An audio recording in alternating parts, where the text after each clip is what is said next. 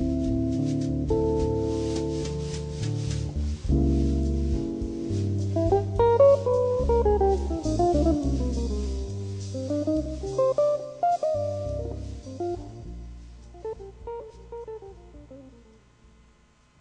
right, so Rickard, that track was called what? Tropical Tears. Tropical Tears, and this was just before I moved to Costa Rica, and I wanted to do something with a flavor of tropical, climate, and the drummer was something. Both the drummer and the guitarist was guys that I looked up to a lot in my hometown, and they played with people like Stan Getz and Toots Thielemans, and so they had a good reputation, and they knew my father, and so.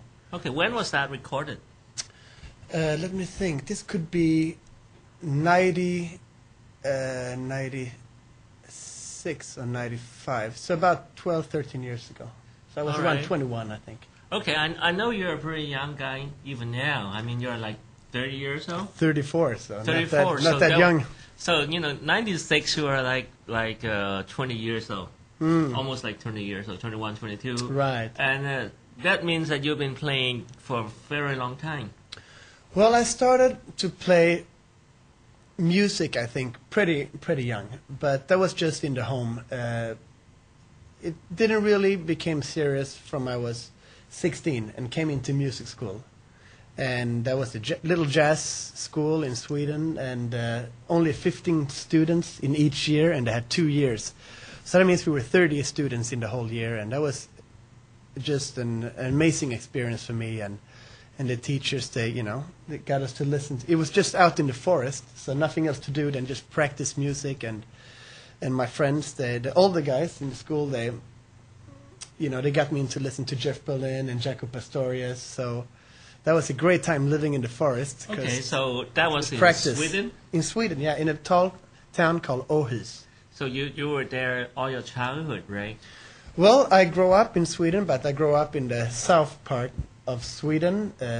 So it's still Sweden? Still Sweden, yeah. Close, but what got you Denmark. into the bass? Well, I think it's sort of the classic thing. Well, my daddy played the bass when he was young in a rock and roll group. He's a scholar and he's in criminology, but he did play bass. There is some rumors that say that he sometimes just played with one string because they played rock and roll, and you don't need to do that much for it. But when I was in music school, So you started playing like when you were 6 or 7 or what? Well, piano, but bass came around when I was, I think, 14, 15. In school, But you started out on the piano?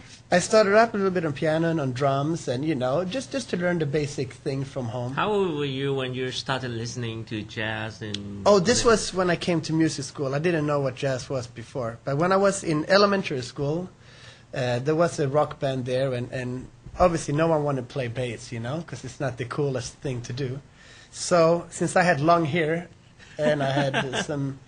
I can't imagine you having long hair, man. Well, you should have brought some pictures for us to see. Yes. I barely have any, because at that time, nowadays you have you have a camera and everything, your mobile phone or your MP3 player. But that time, you almost needed a flash bulb, All right. So, so they asked me. I had long hair, and they knew I played a little bit. So that's how I started playing. So you bass. got into this music school, and then you met this two player, and then you recorded that song. Well, those two players, they lived in my hometown, and they were sort of the big cats. So I knew them through my family, my father basically. And I went to music school, when I came back on weekends or so, I met them up, and they were sort of mentors to me, and we became very good friends, and we played ever since. And I still respect those guys, and I'm probably still a little kid for them, but I'm always the one. Are they much older than you? Around 15 years older, yeah. Oh, wow. Why don't we listen to one more track from that group, but this time is that there is like a saxophone player. Yes, is he another player belong to that group? Well, not really. This is a fantastic player from Estonia, really. My wife is originally from Estonia. And this is a guy I sort of met at the jazz festival or something in Sweden, and he was from Estonia, and he was studying in Copenhagen, Rytmisk Conservatoire at the time, And I had opportunity. This was I came back from Costa Rica, so I had opportunity to record again with my friends, and this time I invited Raul. His name is Raul Sert, and he had become quite a big name around the world. So the right two now. recordings are not like. Oh, it's separate. This is different. And how much later this is? this is about a year and a half later. I suppose. Not that much. Not that much. So here maybe I was 24, 25, and this is a song that actually Raul wrote, the saxophone player, and he called "One More Secret." So this is with my little trio and plus Raul Sert on. So tenor that trio sax. was playing in Sweden. Well, we didn't really get the chance to do that many gigs since we've been but away. You guys and- are like in Sweden at that time, and then yes, you play a lot. Yes. All right, so let's hear this another track from Rickard's earlier days. Not that early, 24 years ago. It's like about 10 years, right? Right, a little bit more. Yeah. But another track from him, One More Secret, and let's hear it.